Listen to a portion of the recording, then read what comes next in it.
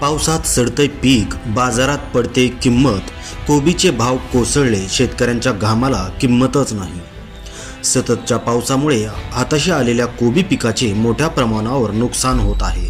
बाजारात आवक वाढल्याने दर कोसळले आहेत. शेतकरी अक्षरशः हवालदिल झाला असून 5 रुपयाला गड्डा किंवा 10 रुपयापेक्षा कमी दराने किलो कोबी विक्रीची वेळ आली आहे.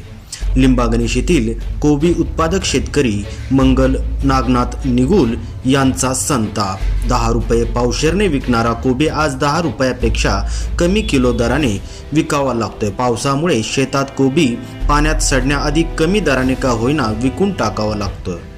रान मोकळं करावं लागतंय, पण खर्चही निघत नाही. परंपरागत पिकाऐवजी भाजीपाला लागवडीकडे वळलेले लिंबागणेश परिसरातील शेतकरी आता आर्थिक संकटात सापडले आहेत. आवक वाढल्याने भाव घसरले आहेत.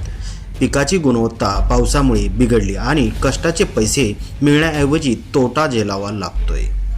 तुमचं मंगल नागनाथ निगुल, गाव लिंबागणेश. काय सध्या परिस्थिती कोबीची? काय बाजारात कोबी चढलाय सारा. काय भाव आहे सध्या? 10-12 जातोय.